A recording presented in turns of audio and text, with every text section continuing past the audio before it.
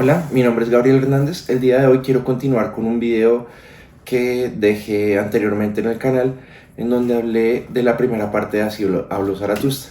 Esta vez quiero hablar de la segunda parte, recordando que en la primera Zaratustra se despide de sus compañeros y quiere ir otra vez a la soledad, exponiendo en donde expuso algunas ideas como la del superhombre, el tema de la transmutación del alma o del ser, y varias ideas muy complejas como el tema de el luchador o la guerra. Eh, en sí, los invito a que vean esa primera parte para poder entender mejor esta segunda. Aquí ya ha pasado bastante tiempo después de que se despidió y encontró nuevas ideas, y estas ideas pues lo saturan y le piden a él que regrese otra vez a hablar con la gente. Esta vez no quiere hablar con la muchedumbre o en general con ciudades grandes, sino que se ve que en el desarrollo de los capítulos habla con un grupo más selecto de personas, personas que están dispuestas a escucharlo, a encontrar nuevas ideas en lo que él está comentando y no de tratar de convencer a todo el mundo. Entonces, no siendo más, pues empecemos, ¿no? Esta segunda parte fue interesante porque tocó investigar no solamente el libro en sí, sino de a dónde venía. La primera parte del libro venía de un Nietzsche que estaba pues enamorado. Había estado conviviendo con una mujer y un compañero de él.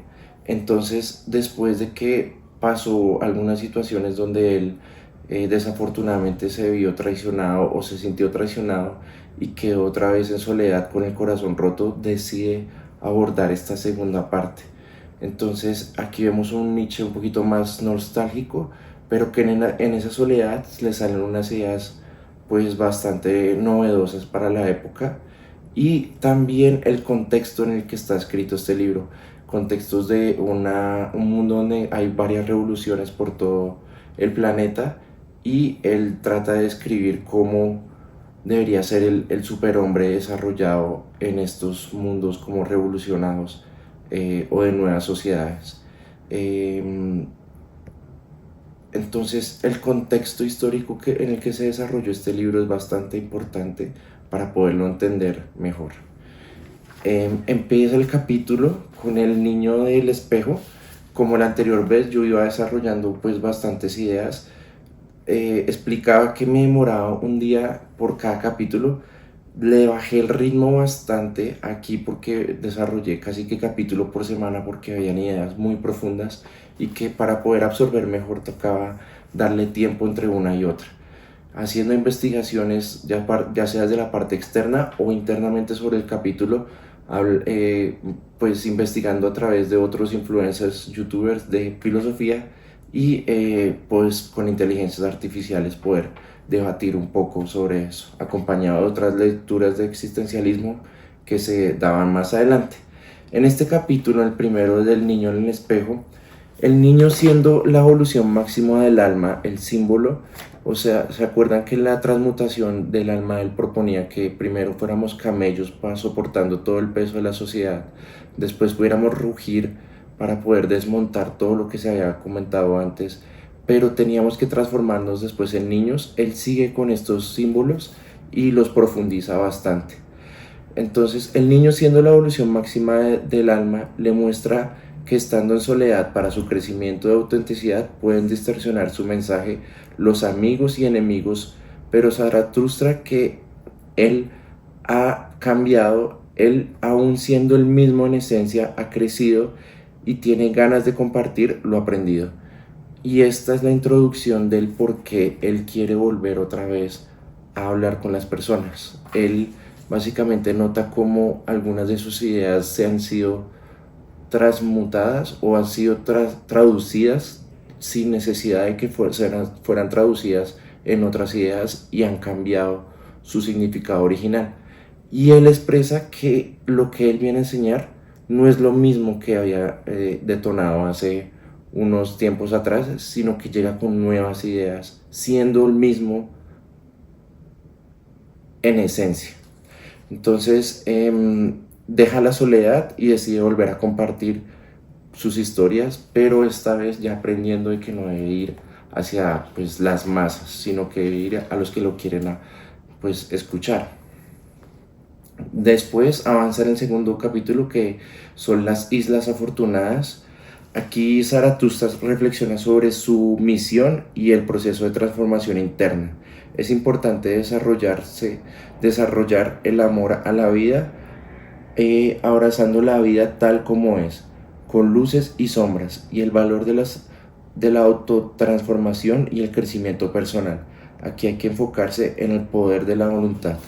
Entonces, su camino no es el de mostrarle los caminos a los demás de cómo desarrollarlos, sino inspirar a que las personas se autodesarrollen en sí mismos. Aquí Zaratustra explica un poquito sobre esa misión y el proceso de que pues, la transformación involucra que realmente también debe destruirse su anterior versión para poder construir una nueva versión, y es un ciclo que tiene que ir pues durante todo su proceso de vida. Y tiene que ir afrontando su parte buena como la parte mala. O sea, así como recibe sol, también tiene que afrontar el frío de la noche. Y aquí podemos decir que, pues, como lo mencioné al principio del video, él está en un momento de soledad y está tratando como de desarrollar sus ideas en esa soledad, y se ve en cosas como estas. Hace la primera mención de una idea de voluntad y en el poder de la voluntad, que más adelante van a ser desarrollados porque es una idea central dentro de la filosofía de Nietzsche. Hablábamos del superhombre, pero el superhombre no entendido como si fuera una traducción exacta a la palabra Übermensch, que aquí, si uno lee entre líneas, se habla como si fuera el hombre que trasciende o que se supera a sí mismo. Incluso hay un capítulo más adelante que habla sobre eso. Entonces aquí hay una introducción de esas ideas de la voluntad de poder, que es fundamental en la filosofía de él, y introduce algunos simbolismos. Nada más en la entrada del capítulo que dice las Islas Afortunadas, él menciona cómo navega a través de las islas siendo como si fueran espacios de conocimiento de diferentes personas o de diferentes áreas, y cómo él rechaza todas las que están ahí para ir a una que fuera virgen. Sí, virgen, pero que fuera algo novedoso.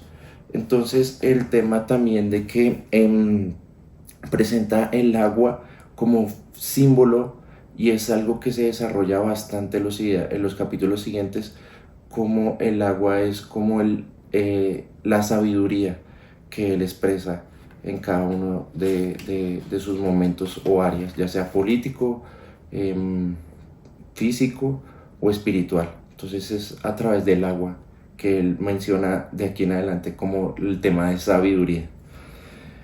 Siguiendo al siguiente capítulo, habla de los compasivos.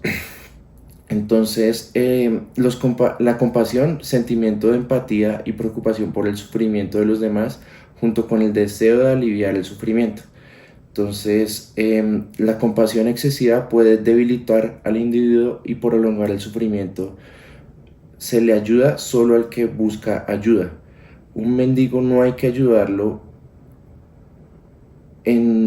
a diferencia hay que guiarlo, y esa ayuda debe ser como la fruta del árbol, donde hay que dejarla al alcance de quien lo busca, no entregarle la fruta, sino que él haga un esfuerzo, pues así sea poco, pero que él alce la mano para poder coger esa fruta. Si se ve a alguien sufrir, hay que dejarlo sufrir. Ese es un camino de aprendizaje. Y es que se ve que así se ve a alguien haciendo, así sea que se vea a alguien haciendo el mal, hay que dejarlo e incluso incitarlo en ese camino oscuro. Hay un aprendizaje para él. Dios ha muerto a causa de su compasión, una metáfora perdida de los valores propios por pensar en ayudar a los que no quieren ayuda. Entonces, esto me tocó como investigar un poco sobre el tema de cómo Jesús y el tema de cómo la religión católica y cristiana ven el tema de ayudar a los otros o salvar sus almas, y es a través del sacrificio. Y aquí directamente Nietzsche hace una crítica, ya lo había hecho antes en menciones sobre los que rechazan el cuerpo por ir a salvar sus almas en el capítulo anterior, en la versión anterior que llaman los transmundanos o algo así. Y aquí él propone que no debería ser el sacrificio de Jesús el que debería haber salvado pues la humanidad, y de alguna forma así decir que salvaron sus almas. Aquí él dice que no los pone directamente en esas palabras, pero da la introducción de la solución, que es el tema de voluntad de poder, la voluntad de querer ser mejor, y es desarrollarse a sí mismo. Y ese es como el ideal de esta vida, que si queremos ayudar a los otros, que no sea en el tema de dejar de ser yo o sacrificar cosas mías para darle a los demás, sino en el tema de inspiración. Y yo siendo yo mismo mi mejor versión, ahí estoy ayudando a los otros a través de la voluntad de poder. De nuevo, aquí hay muchas ideas. La idea es profundizarlas más adelante porque hay capítulos especializados en estos. Pero básicamente es una deconstrucción de algunos valores anteriores que ayudaron a formar la civilización, pero que aquí, con la filosofía del martillo que dice Nietzsche, o que es típica de Nietzsche, viene destruyendo los valores para construir unos nuevos. Entonces, de eso se trata este capítulo de los compasivos. Y continúa con el capítulo de los sacerdotes. Sigue insistiendo, y aquí va un poquito de la investigación que se hace de la vida de Nietzsche. Nietzsche, cuando chiquito, estudió en un colegio pues religioso, y fue muy buen estudiante, sabiéndose todo el tema de religioso y todo la filosofía que había detrás de ahí, tal vez con el tema de San Agustín. Y creo que si llega a criticar todo esto es porque lo conoció a profundidad, y con ese conocimiento a profundidad trata de construir cosas nuevas, no solamente destruyendo. Entonces, en este capítulo de los sacerdotes tienen impuestos falsos, valores y palabras ilusorias. Quien luche contra ellos se verá manchado. Entre ellos hay héroes, muchos han sufrido, y es la razón por la que quieren hacer sufrir a otros. Aquí se muestra la ironía en Nietzsche. Estos sacerdotes buscan consolarse en la espiritualidad. El verdadero valor de una doctrina se demuestra cuando es capaz de inspirar una transformación genuina. Y el Redentor es aquel que actúa con pasión y determinación. Combinar un corazón ardiente con una mente clara, alguien que inspira autenticidad en los demás. Creo que nada más en la introducción que yo hice del capítulo ya mencioné bastante de las cosas que él está mencionando acá. Y cuando menciona un héroe, básicamente es estos que mencioné, que es como San Agustín, o los que se atrevieron a hacer filosofía a través de la religión. Pero todo esto queda derrumbado con la idea de que esta solo es una vida y no hay que desperdiciarla en falsas promesas de unas vidas siguientes o una vida más allá de esta en el cielo. Y él respeta mucho a los otros, pero los derrumba con esta sola idea de los transmundanos. Entonces ahí sigue dándole duro a ellos. Seguimos con el martillo filosófico de los virtuosos. La virtud surge de la autenticidad y el crecimiento personal. El verdadero virtuoso es el que vive con sus propios valores y supera los dogmas impuestos. Cuidado, Sobreestimar la virtud puede ser negativo porque causa un ensimismamiento en esa virtud.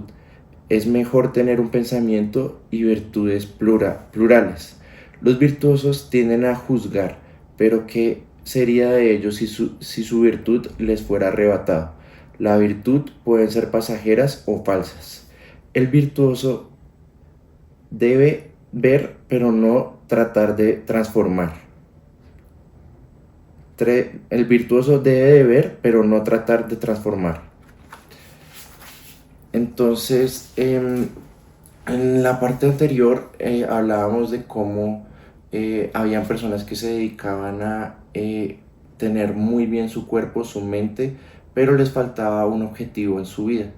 Entonces aquí vuelve y arremete contra estas personas que son que se pegan mucho a sus logros o sus virtudes directamente. ¿Qué pasaría si a mí, por ejemplo, el día de mañana me quitan todo lo que son mis músculos? Creo que me queda la parte de relaciones interpersonales, teniendo una familia muy amorosa y que he construido muy buena reputación a través de mi forma de ser, y sé que en unos pocos meses o años podría recuperar no solo mis músculos, sino incluso mejorar mi estructura para que sea algo nuevo, si me dan esa oportunidad.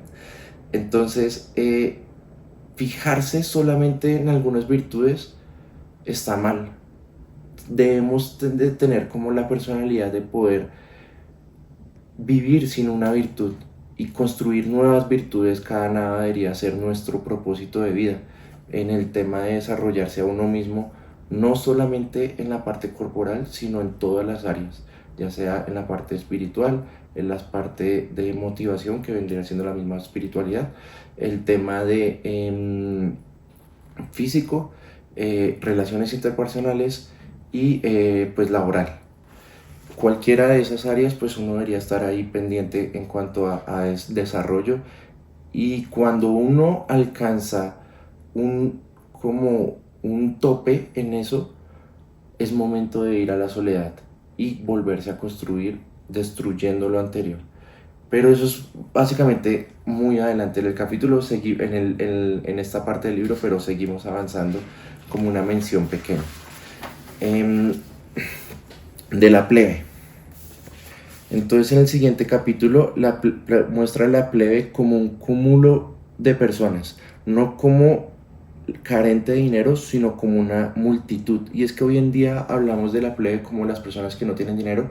Él entendía aquí la plebe como la comunidad de personas, y la idea es que presenta 3 nuevos símbolos para poder entender este capítulo, y es el tema del agua de nuevo, solo es que aquí lo habla como pozos. En el capítulos anteriores se pone el agua como autoconocimiento auténtico y propio de cada superhombre. Introduce el símbolo del fuego, que es la voluntad de querer desarrollarse o voluntad de poder. Todavía no he introducido este nombre, pero sigue haciendo menciones pequeñas sobre la voluntad de poder. Y las frutas, la habilidad de querer compartir el conocimiento auténtico. Acuérdense que en el capítulo que hablaba sobre ayudar a las personas, él decía que no deberíamos entregarle la ayuda, sino que las personas deberían tratar de coger pues los frutos del árbol alzando las manos. Aquí vuelve y hace mención de este símbolo de las frutas como la habilidad de compartir el conocimiento. Zaratustra se pregunta si la plebe es un mal necesario, y si lo es, para el camino del superhombre. Alababa a aquellas que van por el desierto sin probar el pozo, la llama y el fruto que fueron dañados por la plebe. Y es que me acuerdo que en el capítulo, en la versión primera, hablaba cómo los superhombres deberían de desarrollarse en sociedades o pueblos muy pequeños.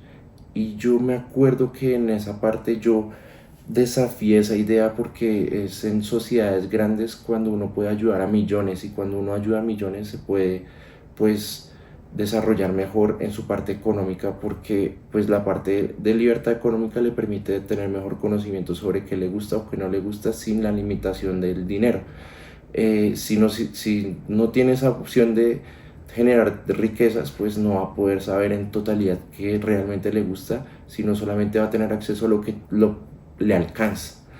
Aquí él dice que está bien, tal vez sea necesario andar en estos grupos más grandes de personas, que son la plebe, pero él tiene que ir en estas andanzas con las personas como si fuera una persona ultra sedienta, y expone como si fueran un mar de un desierto lleno de oasis, en donde él quisiera, Zaratustra, pudiera parar y tomar de esas aguas. A pesar de que tiene sed, él no lo hace, sino que sigue avanzando porque sabe que esas aguas son corrompidas. Le quitan su individualidad a donde llegue a tomar de esas aguas, porque están podridas con el conocimiento de todos los otros y se volvieron conocimientos, sí, pero no propios. Son conocimientos impuestos por los demás.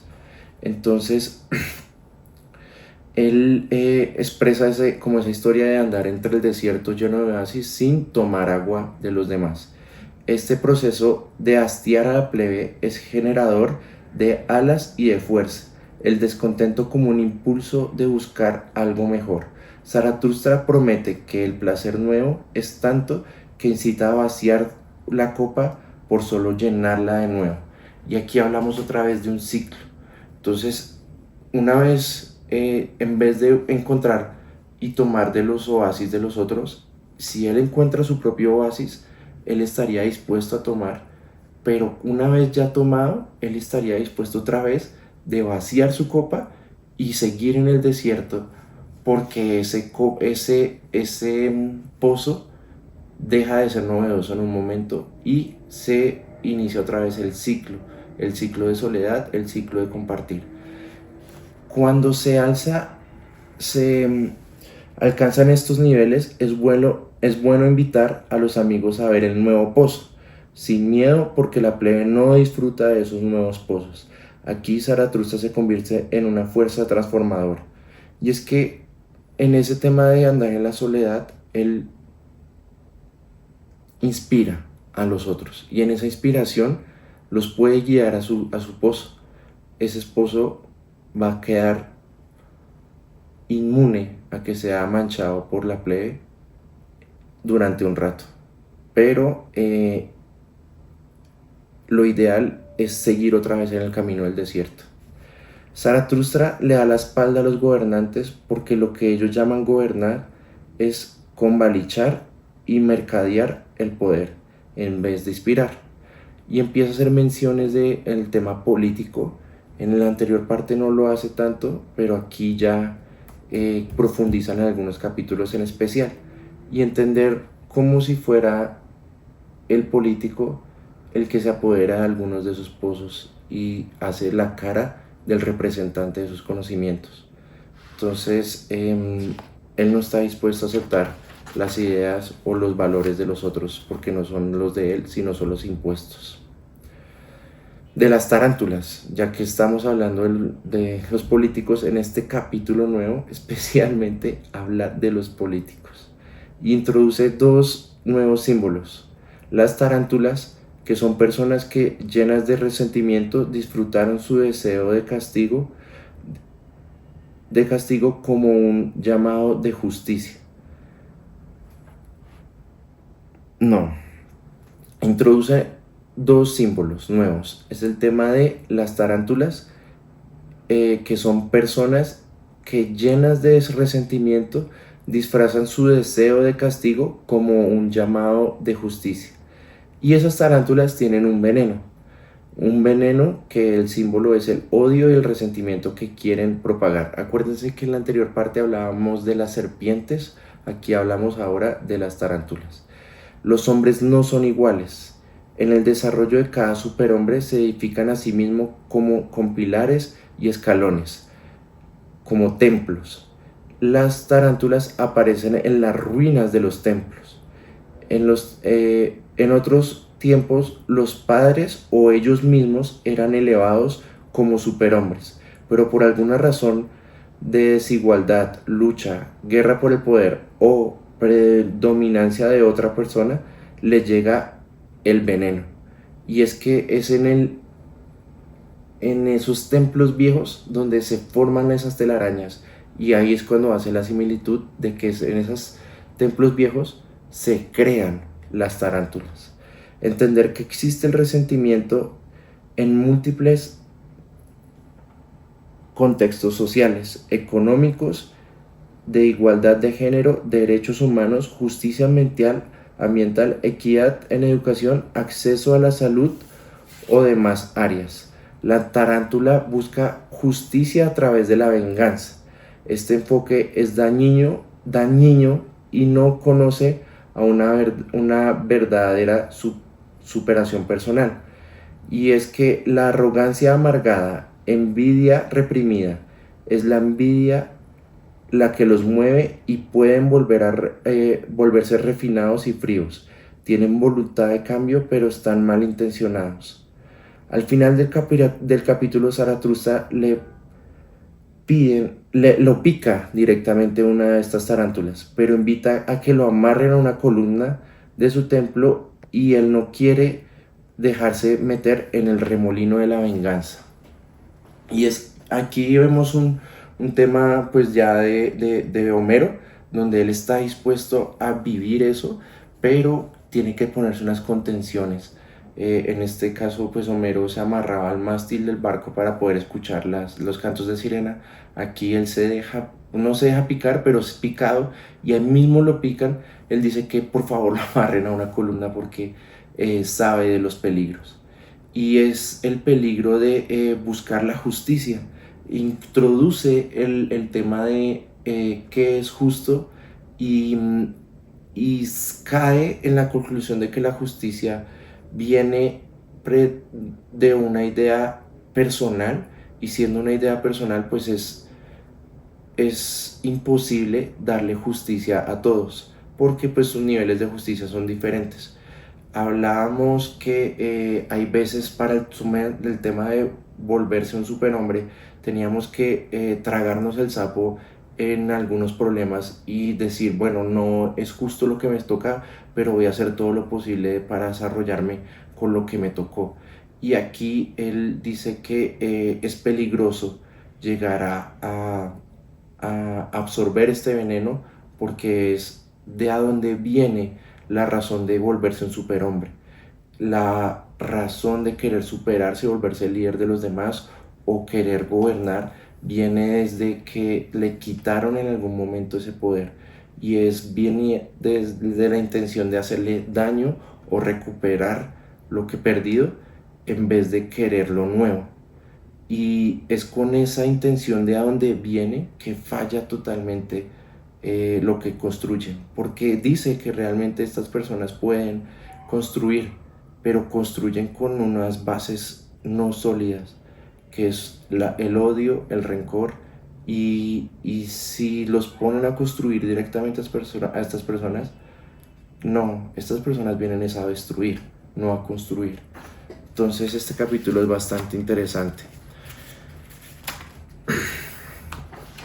Hablando no directamente con los políticos, pero a un matiz de que está haciendo eso.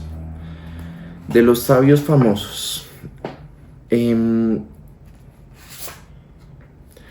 nuevo, aquí presenta unos símbolos. El símbolo del asno, aquel que trabaja duro pero no tiene autonomía sobre su trabajo, y introduce la voluntad de verdad.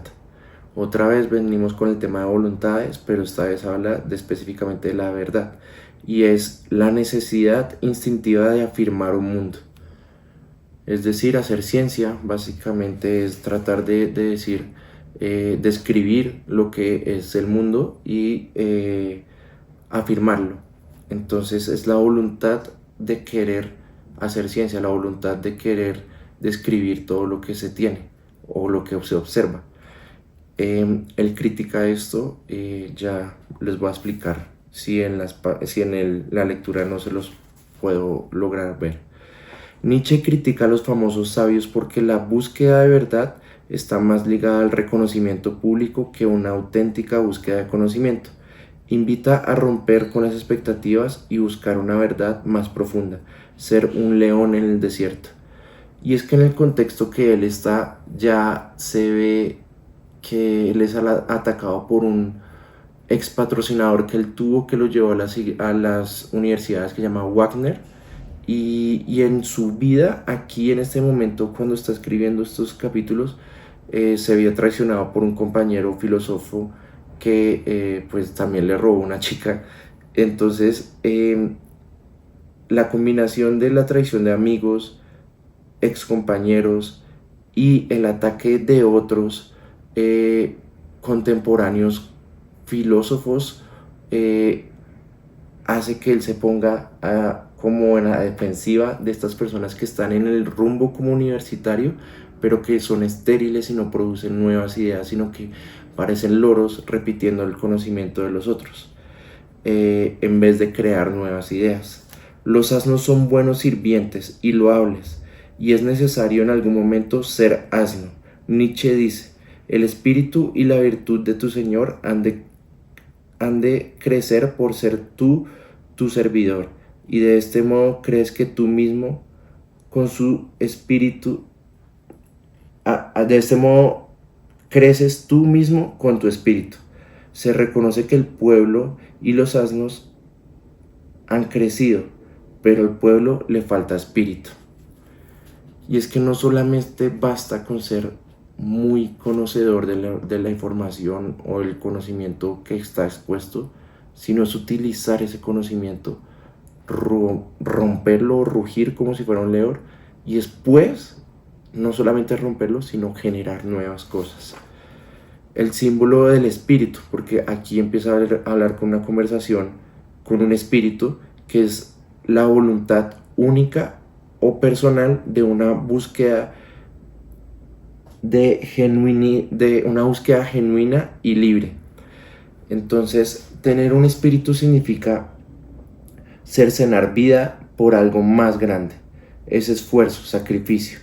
Los sabios famosos encuentran verdades que les gustan al pueblo, verdades que no tienen profundidad porque a ese sabio le falta espíritu. Y a su pueblo también estos sabios no están dispuestos a enfrentar la sed del desierto, el frío y el sufrimiento.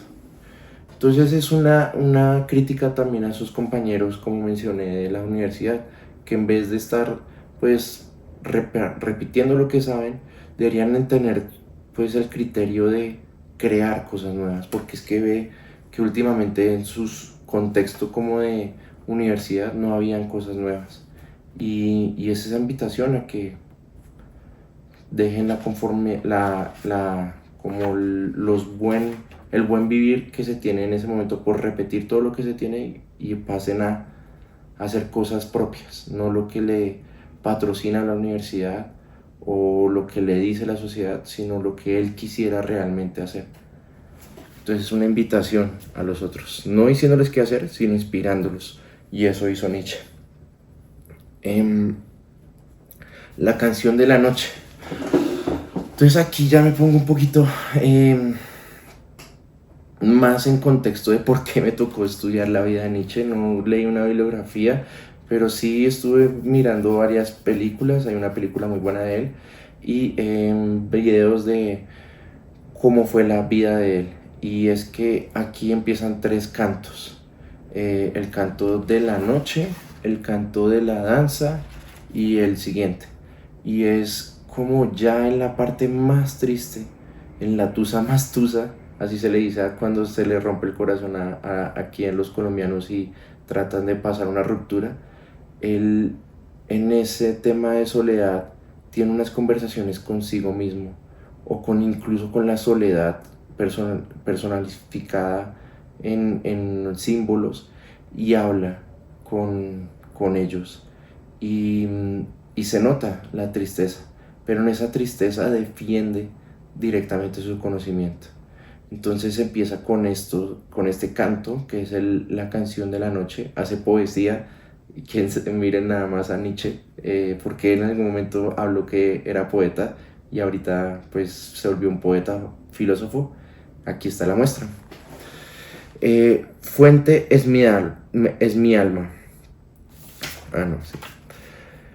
Dar conocimiento y hablar sobre el amor como Él da, tal como cualquier otra persona también da, pero Él se dice insaciado de amor porque Él solo puede dar, no recibir.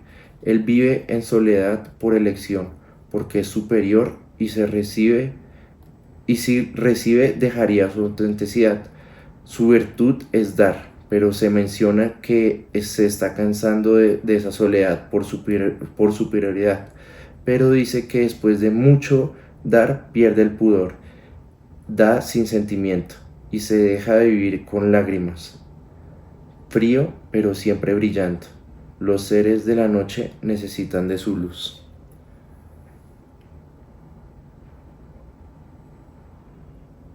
Aquí creo que no se expande muy bien en la información, pero en el segundo o tercer capítulo habla sobre la luna y el sol, y es que él mismo se ve como un sol, donde el sol no recibe luz de otro planeta o de otra luna o de otra cosa. El sol simplemente da y le da un poco de tristeza que todo ese conocimiento que tiene, toda esa autenticidad y toda su forma de ser no es bien recibida por los otros, porque él no puede recibir. Se estaba como autoflagelando, de verdad que es que uno ve la tusa o el desamor que tiene Nietzsche en este momento, en este capítulo, y es que se va contra el por qué le pasa esto. Él afronta con valor ir por la vida pues llorando, pero que no baja el tema de su luz y seguirá siendo él a pesar de que las otras personas no lo aprueben como él es. Y eso es un acto de valor el tremendo. Eh, sí, está justificando que el por qué lo dejaron, pero básicamente diciendo que él es auténtico y superior, pero admite que va con tristeza por esa soledad y hasta aceptando esa soledad tal como viene. La canción de la danza. Para entender este capítulo hay que entender de dónde viene. Nietzsche escribe la primera parte del libro mientras sale con una admiradora y escribe la segunda parte en soledad, abandonado por esa seguidora por irse con otro hombre, ya como lo he explicado. La danza como metáfora de vitalidad de vida, la vida como un constante devenir y un fluir de fuerzas creativas. La afirmación de uno mismo. Se habla con un pequeño Dios. Se habla de un pequeño Dios, de un pequeño Dios, y Zaratustra le quiere mostrar, a pesar de las bailarinas, es una metáfora de la inocencia y la pureza. Él la quiere despertar, esa esencia y alegría de las muchachas. Hay un canto. Es importante vivir con ligereza y alegría, enfrentándose a las limitaciones con humor. La vida puede ser compleja e indominable, pero también cambiante y misteriosa. Esto, eso que se ve con oportunidad, también puede ser voluble. Aquí hay una crítica sobre las virtudes fijas que ya habíamos hablado. Y Nietzsche aquí expresa su amor a la vida y la conecta con la sabiduría, reflexionando con, con, su, con sus parecidas, y reflexionando que son parecidas.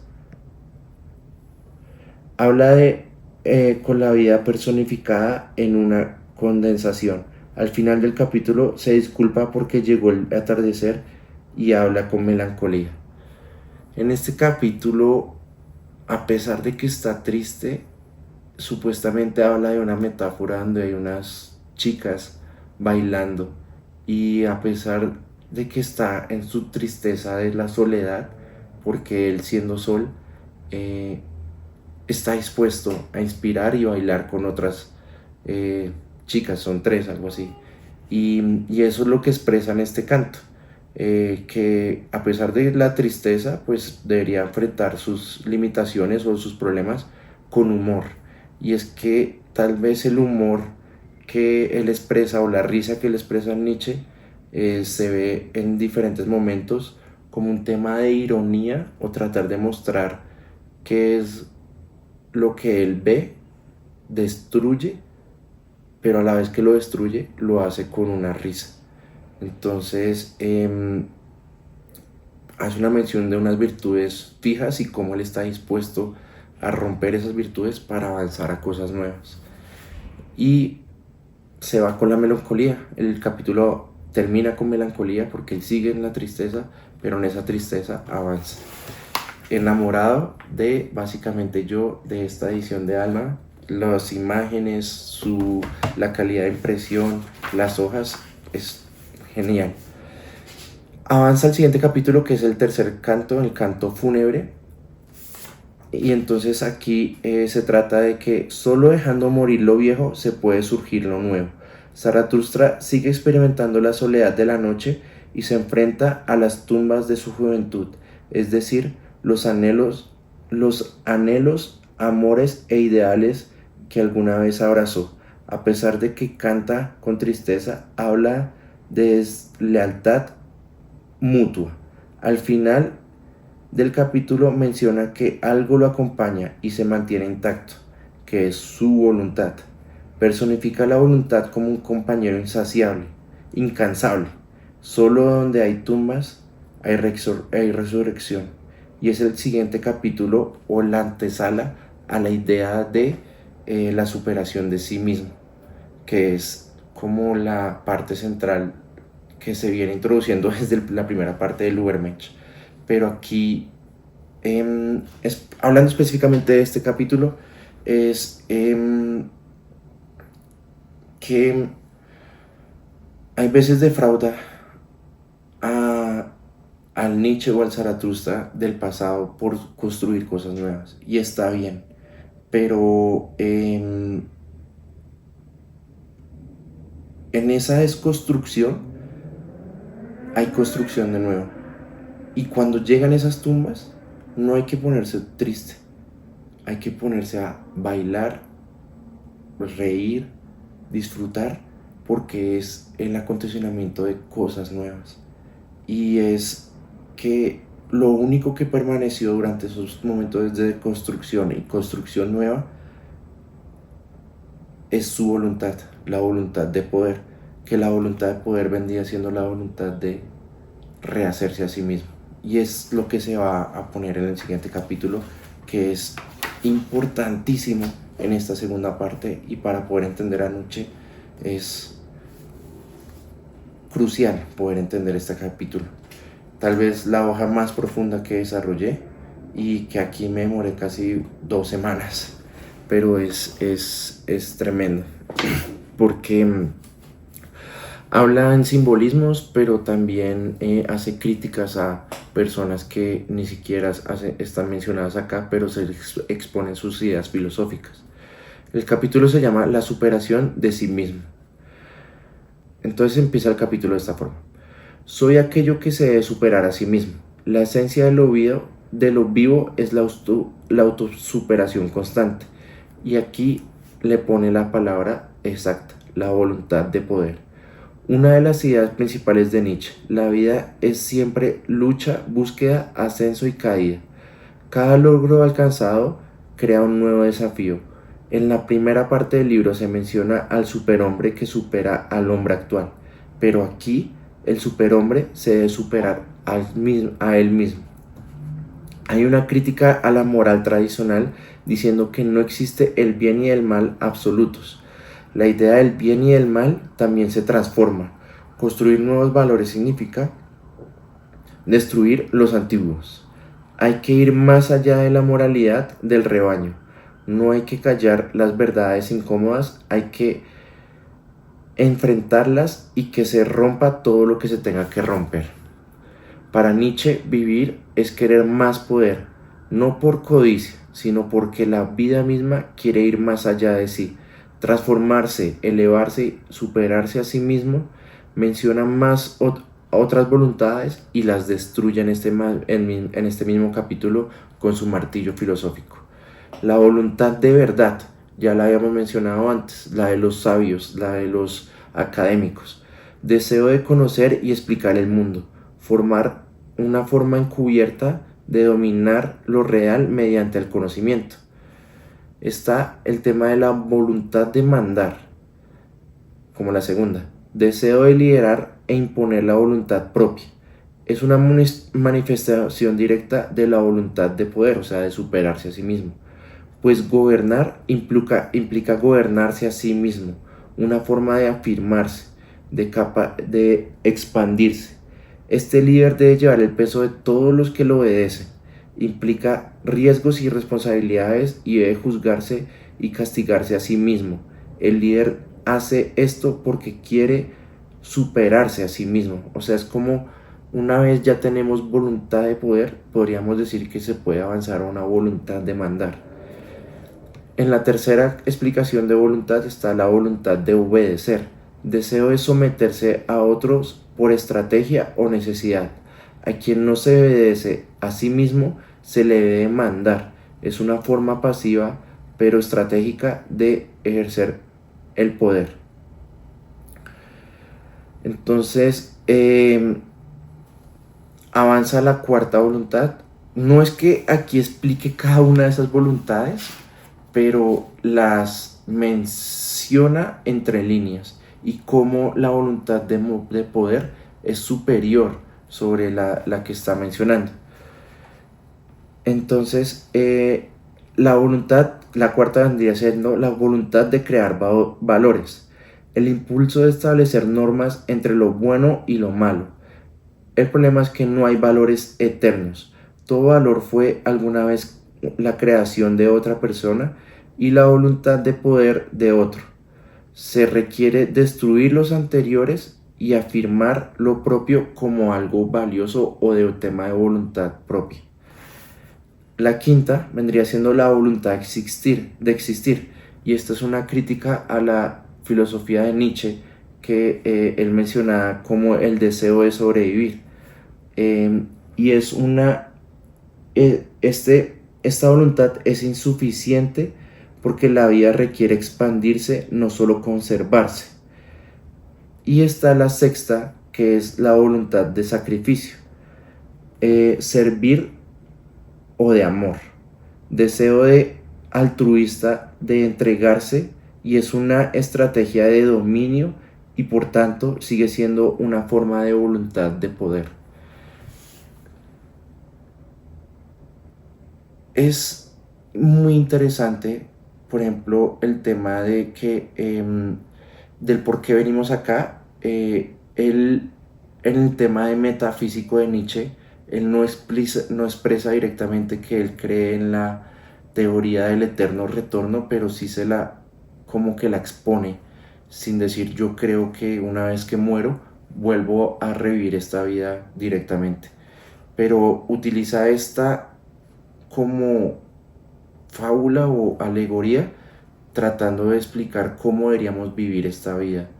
Y es en estos huecos como de qué se debe hacer o por qué venimos, donde trae directamente huecos para poder debatir, ya sea con Schopenhauer de que pues no es suficiente vivir por vivir, o el tema de que abrió el camino para una filosofía existencialista más adelante, como es el tema de Albert Camus y su hombre rebelde, o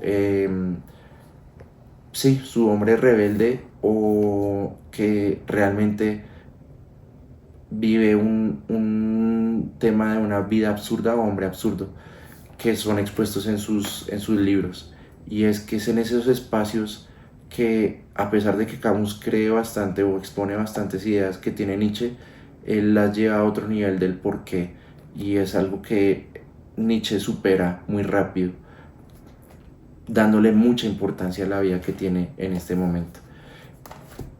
Y es interesantísimo como él en su creación de filosofía debate, deconstruye y crea, no a través de diciendo qué hacer, sino a través de la inspiración.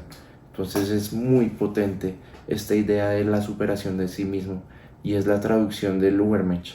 No es un superhombre, es un hombre que trasciende y que va más allá. Pero también esa traducción, un hombre trascendente, vendría siendo incorrecta porque no cabe la idea de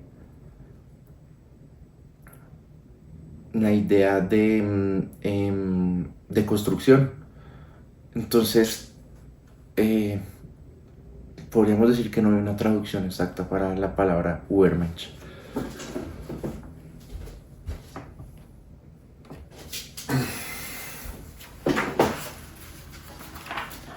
Seguimos en este capítulo que es de los sublimes. En este capítulo Nietzsche habla sobre los sublimes, que son aquellos que se consideran elevados, solemnes o espiritualmente superiores, pero les expone una verdad incómoda, que les falta peso. Son como si fueran globos, pero en el momento que se ponen a debatir o que realmente les exigen de cómo llegó hasta esa elevación, pues no tienen el peso para poder bajar. Y aquí habla mucho tema de simbolismos. Cuando uno lo lee es difícil de interpretarlo porque habla de tierra, de un toro, de cómo es capaz de poder elevarse, pero también oler la tierra cuando va subiendo. Entonces pone como ejemplo, bueno, yo pongo un ejemplo como un político como Petro, que con mucho poder heredado pues de sus elecciones y las personas que le dieron fe con su voto, pero le falta mérito a su puesto porque no ha construido, sino que es muy bueno rugiendo y tratando de construir, pero pues cuando realmente sube, creo que subió como un tema de tarántula, cuando realmente lo ponen a prueba en el tema de construcción no lo logra, pues porque viene de un tema de buscar justicia, buscar un tema de justicia social, sí, como de redención por alguien, por los menos privilegiados, cuando viene desde ahí, de un tema de redención y no de creación, ya pues básicamente le falta sustancia porque no sabe qué hacer, sino solamente destruir. Hay otro ejemplo que él propone, que es no solamente la parte política, y es el ejemplo de alguien que renuncia a todos los placeres y ve casi como un ermitaño o una asceta, un santo esperando alcanzar una dignidad superior. Habla de cosas elevadas, pero la verdad de Dios, la moral, la verdad, y evita lo bajo y lo trivial. Y es que estas personas como que nunca han vivido la vida de un trabajador o el día a día, pues se les dificulta las respuestas simples de cómo hacer un huevo o cómo hacer el tema de lo trivial, pero son capaces de hacer cosas muy altas, y creo que ahí es cuando les falta un poco de bajar a la realidad.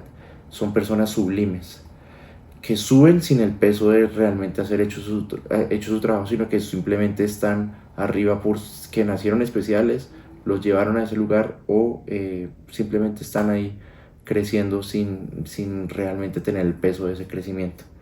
Por estas sublimes no son tan... pero les bota una verdad es aquí Nietzsche.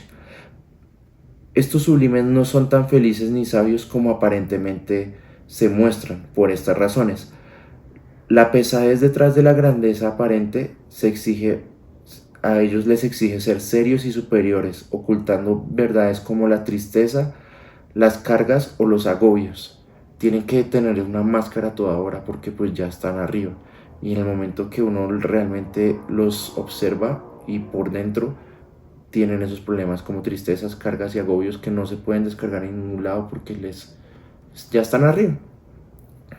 La falta de alegría y risa, el orgullo oculto y vanidad espiritual. Esta autocomplacencia los lleva a la soberbia y en la desconexión con la vida real. Se alzan de un mundo y las experiencias comunes y se vuelven estériles espiritualmente porque pues llegaron allá viendo algunas ideas que repitieron y ya que están arriba, pues básicamente repiten esas ideas tal como es. Entonces, sin razones y rechazando el amor y la amistad, pues real. Aquí hay dos mensajes importantes. Es una advertencia a que no debemos confundir seriedad o ascetismo. Ascetismo entendido como los ascetas de que pues no comen, no duermen y desprecian un poquito el tema de la vida real o carnal, con verdadera grandeza del espíritu. El espíritu verdaderamente grande integra risas ligeras y humanidad. La intención y la segunda idea que hay dos, el segundo mensaje que nos propone acá es la invitación especial para los sublimes es que se superen, se superasen, dejando atrás como esa excesiva elevación que ya tienen. Y es que si ya están grandes, pues la idea es de construirse para volverse a construir. Y eso son incapaces de hacerlo porque pues son sublimes. El país de la cultura. Entonces, Nietzsche viene de la Europa post Primera Guerra Mundial, pre Primera Guerra Mundial y de un mundo académico. Este es un capítulo satírico, metafórico, donde se examina críticamente la condición de la cultura y la educación de su época, encontrándola con falta de vida, atrapados en la adoración de las sombras del pasado y obstaculizando el florecimiento de espíritus verdaderamente libres. Este capítulo es una crítica integral, es una denuncia de la esterilidad intelectual.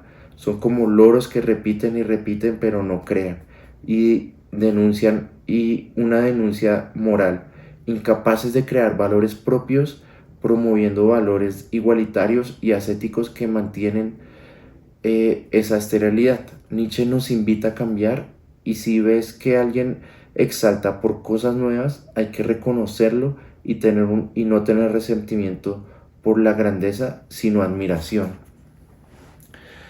Y es que en estos momentos que él escribe el libro, se están presentando ya las ideas de el nihilismo, que básicamente es la desesperanza de vivir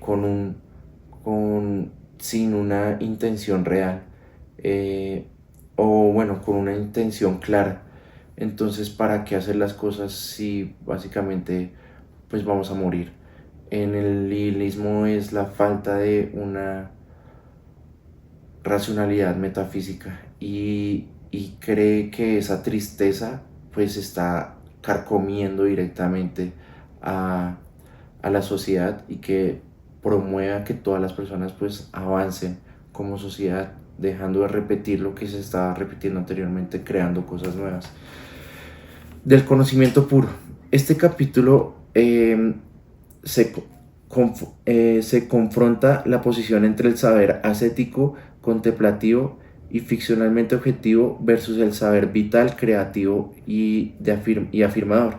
Entonces ya mete el tema de un símbolo que es la luna. Ya lo mencionamos a el símbolo como si fuera el sol, y él menciona la luna porque es la luz de la luna, es el reflejo de la luz del sol. Ella no crea luz, sino que es un reflejo. Y si lo piensa así, la luna no tiene luz, es un reflejo del sol, tal como lo dice. Todo conocimiento trae consigo mismo una perspectiva. Un erudito tiene que venir de un lugar siempre con una opinión. La información que trae es un reflejo con perspectiva. Siempre conocemos desde nuestros intereses, instintos y condiciones de vida. Un conocimiento puro y pasivo significa describir, no crear, algo estéril. El conocimiento objetivo no debe barrar el suelo, no debe borrar el sujeto, sino afirmar múltiples sujetos.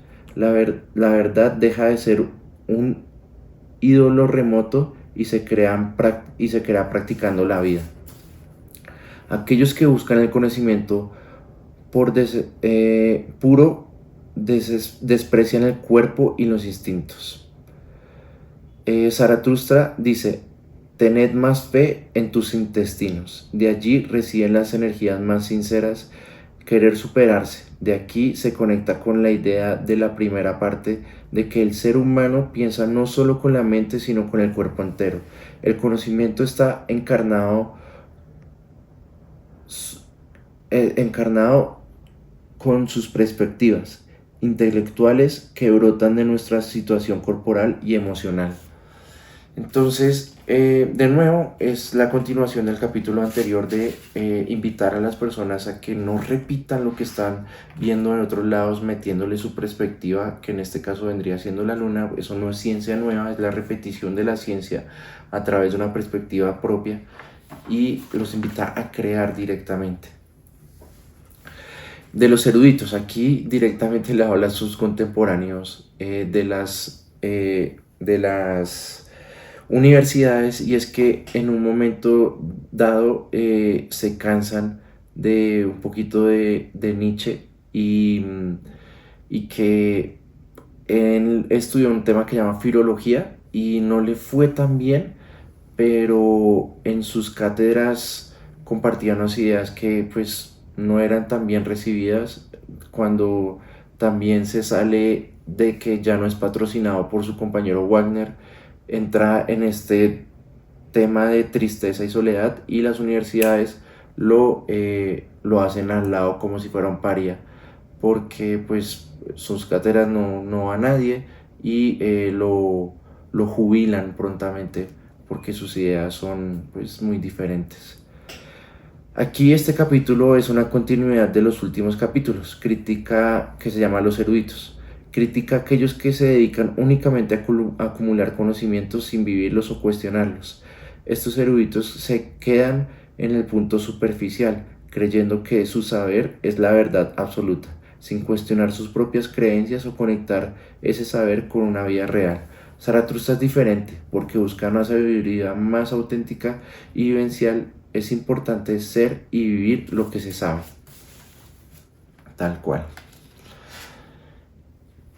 queriéndolo sacar de lo que estaban cayendo con el tema del nihilismo. De los poetas, este capítulo es en este capítulo critica a los poetas por ser poco profundos y superficiales. Aquí Zaratustra admite que anteriormente fue poeta y que de vez en cuando se debe de mentir.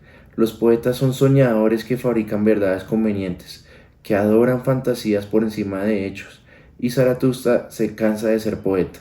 Tener en cuenta que las verdades para Nietzsche no son eternas, son conceptos, y la búsqueda de la verdad absoluta es un error humano. Los artistas hacen símbolos de verdad, viven en un reino de fantasías, pero es imposible tener una visión inmaculada de la verdad. Entonces, para Zaratustra o para Nietzsche, ¿qué poeta sería un buen poeta según él mismo?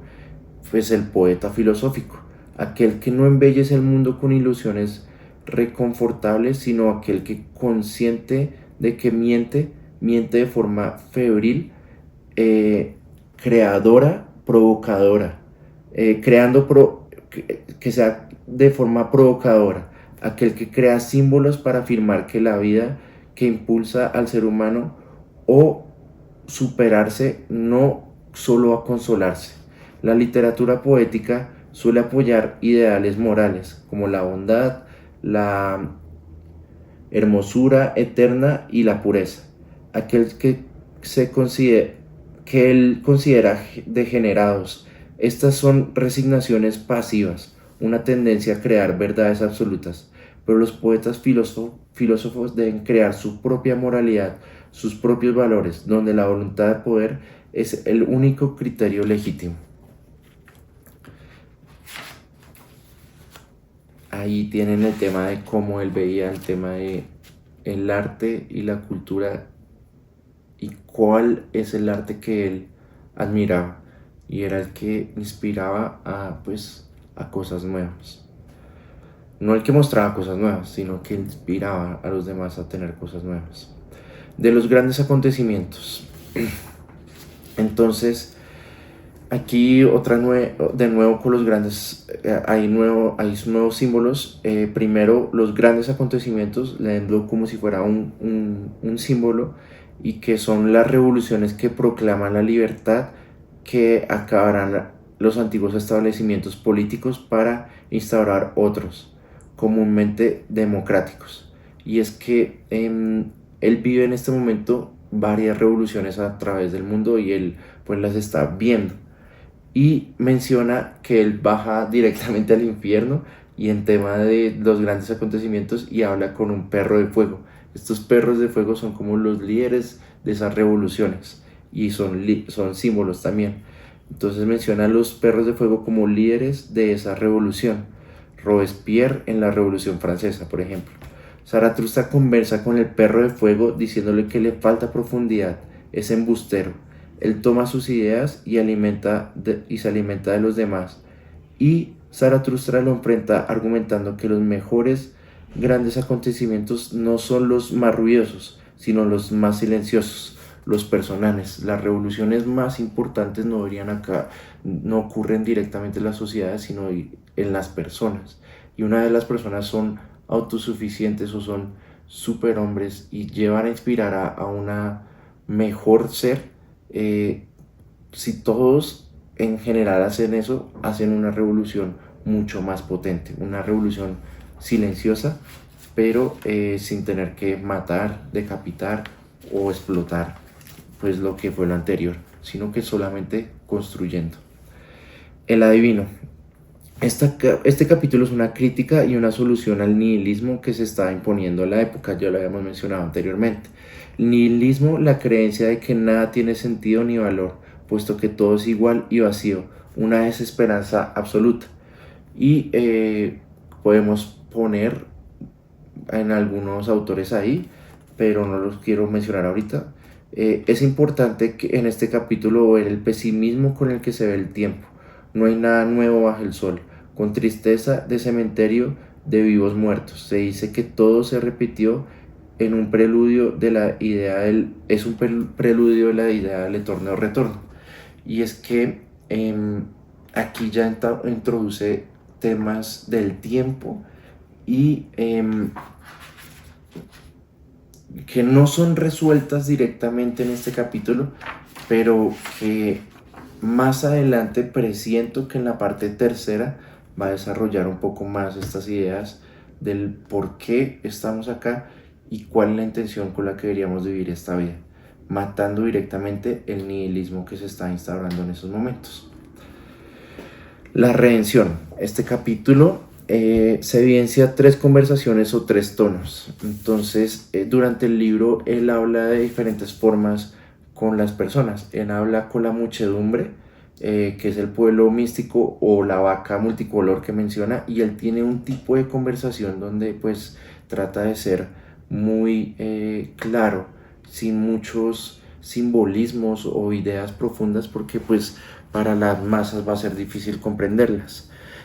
Cuando ya habla con otro tipo de personas que son sus discípulos, que es como con los que está hablando en esta segunda parte, ya le mete un poquito más de profundidad.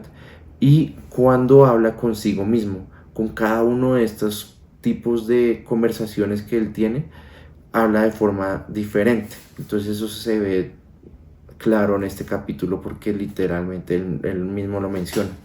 Este capítulo se aborda el problema del tiempo y el resentimiento, la incapacidad de la voluntad de cambiar el pasado y la venganza que surge de este hecho.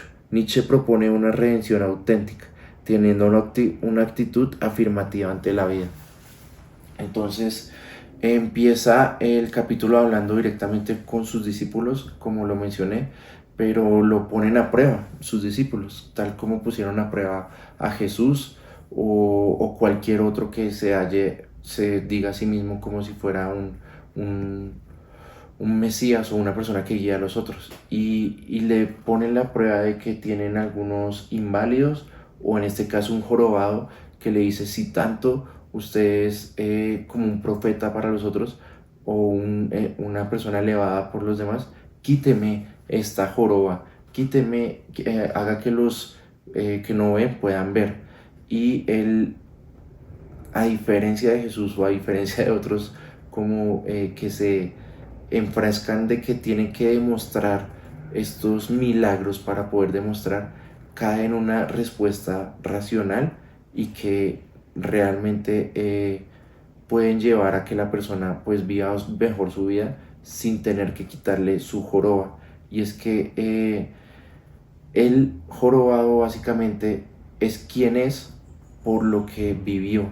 Y si le quitara su joroba, le quitaría su autenticidad y su vida y su perspectiva de ser. Él debe, en vez de quitarle su joroba, inspirarle gratitud o ni siquiera gratitud, debe inspirarle a afrontar una vida mejor de aquí en adelante para los demás, porque es que hay unos casos extremos en vidas pasadas como el tema de esclavitud, muerte o cosas muy potentes, y pues es difícil decirle a esas personas agradezcan que hayan vivido por eso. No, eso por lo que pasaron fue importante para construir quién son, y en ese quién son ellos tienen la determinación de poder ser mejor cada día por lo que habían pasado. Y es en el tema del yo elijo, en el tema de hacia el futuro. Entonces a ese jorobado que ya vivió todo eso, le propone que de aquí en adelante viva su vida a través de yo soy el que elijo mis acciones, para que cuando pasen esas acciones del futuro o del presente hacia el pasado, no los mire con resentimiento porque no los eligió, sino porque él los eligió. Y que en ese tema de que él los eligió, va a ser mucho más fácil de sobrellevar esa idea de su pasado. Y es que la voluntad de poder tenía, o la teoría de voluntad de poder tenía esa, ese corte o esa crítica, que cómo podía redimir o cómo podía ver el pasado de mala forma si se vivió de mala forma. Entonces, en este capítulo es muy potente por ese tema de que de nuevo se introduce la idea del tiempo y cómo esta idea pues debe ser más profunda en la tercera parte o cuarta del libro. El resentimiento es una reacción de impotencia o una voluntad frustrada. El resentimiento vive con venganzas imaginarias, una tendencia a culpar y castigar por el sufrimiento. El resentimiento crea valores malos como la justicia personal. La solución es la gratitud. Somos quien somos por lo que vivimos, y hay que amar nuestro trágico destino o pasado. Amor fati. Esto es otra idea pues principal, pero es la afirmación total del devenir, transformar el fue o así lo quise yo. Podemos algún día querer cada instante de nuestra vida, bueno o malo, si se repitiera interminablemente. Prueba máxima al amor a la vida. No nos promete no nos promete parición.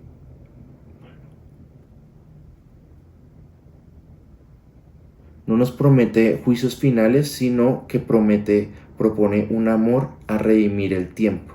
A redimir no es eliminar el pasado, sino rescatar o sacar de la esclavitud al cautivo. Entonces, un capítulo bastante potente que me gustó muchísimo, porque puede ser visto como un erudito o una persona que inspira, tal como Jesús, pero sin caer en el tema de los milagros. Lo mismo ocurre con Yogananda en el tema de líder espiritual del yoga, o algunos hinduistas que básicamente tienen que hacer milagros para que las otras personas crean en las enseñanzas que se están dando. Aquí Nietzsche propone una idea bastante lógica para poder soportar los momentos malos, y ni siquiera soportarlos, sino es porque yo elegí pasar esos momentos malos para poder llegar a cosas más grandes. La cordura de los humanos. Entonces, acá bastantes ideas, también tal vez de las ideas más extensas, pero es el último capítulo y es cuando se despide otra vez de sus compañeros para ir otra vez de nuevo a la soledad. Entonces, no a la altura, a la pendiente es lo espantoso. Al principio del capítulo se trata de exponer los peligros de la voluntad de poder. Queriéndose superarse, se pueden caer al abismo o elevarse demasiado, pero siendo el camino de voluntad algo propio o único, no puede ser manchado por sesgos de la sociedad. Y Zaratustra expone tres actitudes que él adopta para tratar con la sociedad, presentando irónicamente como condiciones humanas. Entonces, en el tema de crecer y destruir directamente los logros que hemos hecho para construir unos nuevos y no metiéndose solamente con las virtudes ya obtenidas, está el riesgo de caer a lo más profundo y quedarse sin nada. Y es en el día a día que todo el mundo le va a decir a uno no haga ese camino de superación de sí mismo porque pues ya está bien, ya tuvo lo necesario. Y es que el crecer no es el crecer por tener más o la idea de codicia, sino es porque ese es el estilo de vida. Por eso vivimos acá, para crear más cosas. Y él da tres consejos o hace tres frases para poder vivir esa vida sin que los demás en la sociedad lo molesten o le dañen a uno ese camino. Entonces la primera es: me dejo engañar para no estar en guardia con los impostores. Dice que hay que aprender a bañarse en agua sucia y beber de todos los vasos para no tener sed. Es importante tener paz mental del superhombre y es capaz de ver la realidad propia sobre lo que nos quieren imponer. Pero algo es algo interno, no es algo que se impone y se comparte. Entonces, cuando las personas estén tratando de guiar, por ejemplo, en el tema del yoga, de que crean porque pues así lo dice el hinduismo y así lo dice Yogananda, pues ahí es decir, bueno, sí, está bien, dígamelo, yo voy a absorber un poquito de su agua y de su conocimiento, pero pues yo no me voy a dejar pues afectar por esas ideas, porque yo ya tengo un carácter propio para decir cuáles mis valores y cuál es hacia donde yo quiero ir. Entonces es dispuesto a escuchar a los demás. Muchas veces se dice que el más silencioso es el que más sabe. Y es que no es tratar de transformar a los otros, sino inspirarlos. Soy más considerado con los vanidosos que con los orgullosos. Entonces hay que mirar con compasión y humor esas dos debilidades humanas. Al vanidoso porque es una muestra de debilidad, son frágiles y tienen deseo de ser aceptados. En cambio, al orgulloso un poco más crítico, porque el orgulloso cierra las puertas al aprendizaje y al crecimiento. Entonces, hay unas personas que son elevadas, estos podríamos decirle que son sublimes, como lo habíamos mencionado antes, pero hay diferentes tipos de elevaciones. Está el tema de los vanidosos que solo quieren ser atraídos o que los miren por ser ellos, por lo que fueron. eh, y pues con estos hay que dejarlos ser. Eh, hay que mirarlos con compasión y humor, dejarlos ser. Y diferente al tema de los orgullosos, estos ya hicieron algo, pero hay que ser críticos también con ellos, hay que aceptarlos porque pues hicieron algo, pero hay que ser un poquito más críticos. Estos les caen un poco más la crítica, diferente eh, a los vanidosos. Y porque pues estos orgullosos se jactan de lo hecho, ya realizado, y se cierran las puertas a ellos mismos para el aprendizaje y el crecimiento. Y sería bueno tratar de inspirarlos para que vayan más allá. Y la tercera frase con la que él viviría de aquí en adelante para poder vivir en sociedad bien es: no permito que vuestro temor me quite el gusto por contemplar lo malvado. Em, No demoniza la maldad humana corriente, sino que la considera pequeña comparada con la grandeza del porvenir. El buen cazador hay que darle buena caza. Primero vuestros vuestros gatos han de volverse tigres. El superhombre merece grandes problemas y los afronta. Los deja crecer para dar grandes batallas. Al final está bien ponerse una máscara para soportar la humanidad. Y eso es lo que hace él con estas tres frases. Al gran caballo, grandes espuelas. Entonces, básicamente, él dice que muy parecido a cuando las personas no buscan ayuda o esas personas que se meten en el mal, hay que dejarlas en el mal. Tal vez hay un aprendizaje ahí y es importante vivir esa parte también de la vida, esa parte oscura. Y si hay problemas, hay veces también está bien vivir esos problemas, dejarlos ser. Y ya cuando valga la pena realmente vivir la batalla grande, meterle el pecho y autosuperarlos. Entonces aquí mete unos símbolos ya de despedida.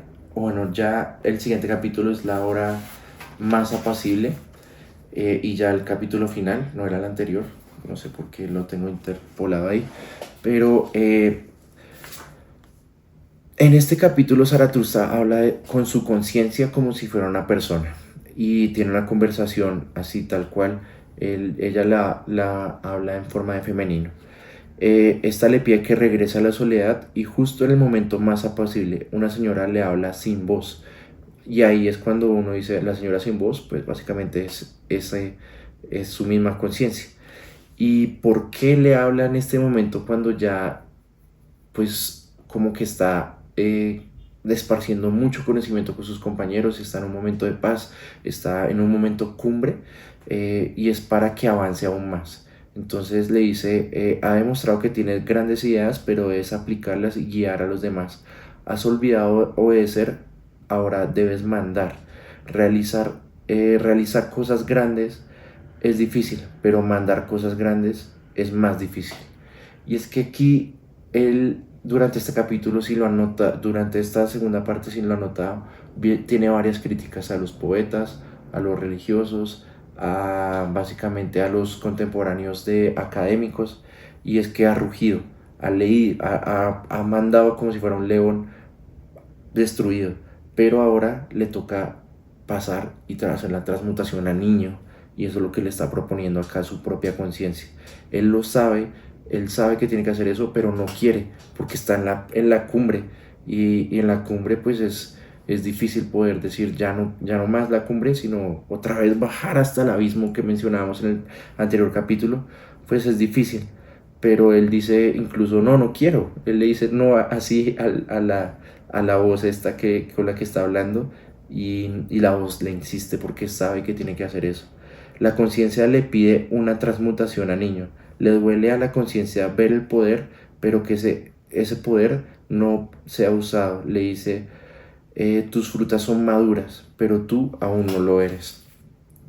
La hora más posible es un símbolo, un punto alto en la vida, de haber ganado y tener éxito, que trae paz. Pero después del éxito está el momento de ir más allá, de inspirar, de ir a la soledad y crear. Y es que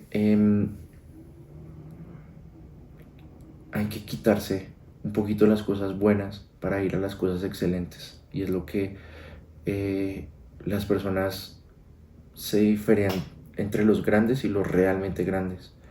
Esta es una interpretación personal. Cuando la voz le exige que diga lo que sabe, él realmente no lo dice y abre la oportunidad de interpretaciones.